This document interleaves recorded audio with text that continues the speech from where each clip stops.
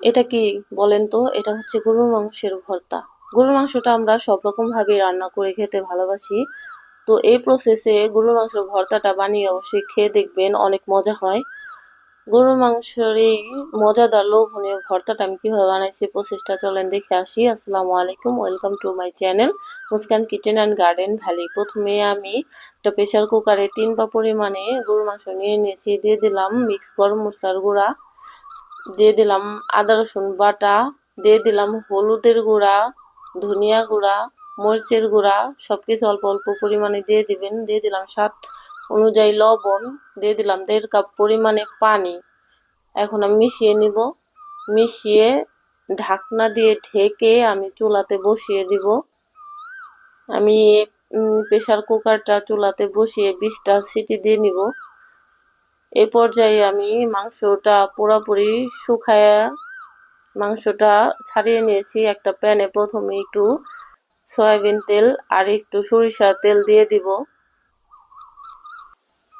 আপনারা চাইলে সয়াবিন তেলটা নাও দিতে পারেন। এখন দিয়ে দিব শুকনা মরিচ। শুকনা মরিচটা ভেজে উঠিয়ে নিব। তো আমার ভাজা শেষ, আমি উঠিয়ে নিতেছি।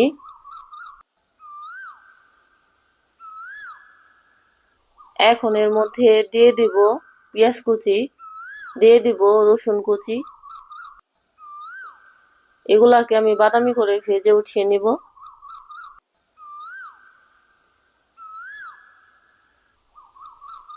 দেখেন বাদামি হয়ে গেছে। এই পর্যায়ে আমি তেল থেকে চিপে চিপে উঠিয়ে নিব।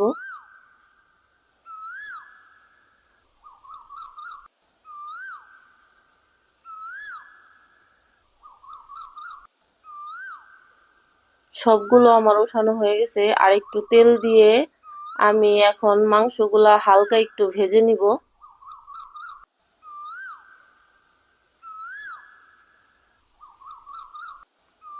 বেশি না, জাস্ট 2-3 মিনিট আমি ভেজে নিব। এই পর্যায়ে এখন নামিয়ে নিব। তো এখন শুকনো মরিচগুলো লবণ দিয়ে মিহি করে নিব।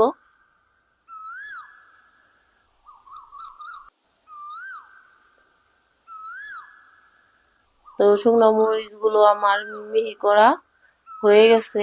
এখন এর মধ্যে দিয়ে দেব কিছু কাঁচা পেঁয়াজ।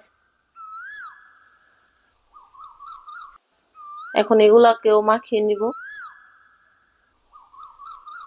আর লবণটা যার যার টেস্ট অনুযায়ী দিয়ে নিবেন।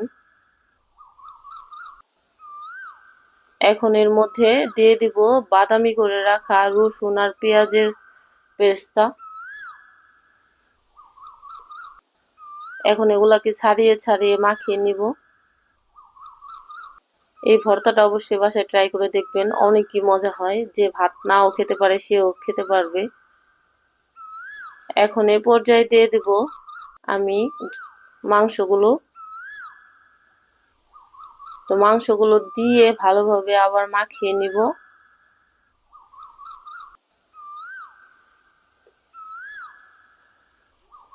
দেখেন আমি কোন প্রসেসে করতেছি, ঠিক এইভাবে মাখিয়ে নিবেন।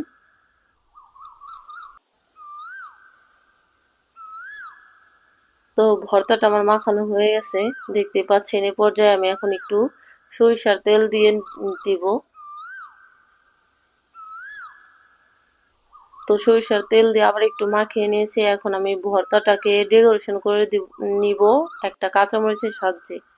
অবশ্যই এই ভর্তাটা বাসায় ট্রাই করে দেখবেন। আজকে এই পর্যন্তই, সবাই ভালো থাকবেন। আল্লাহ হাফেজ।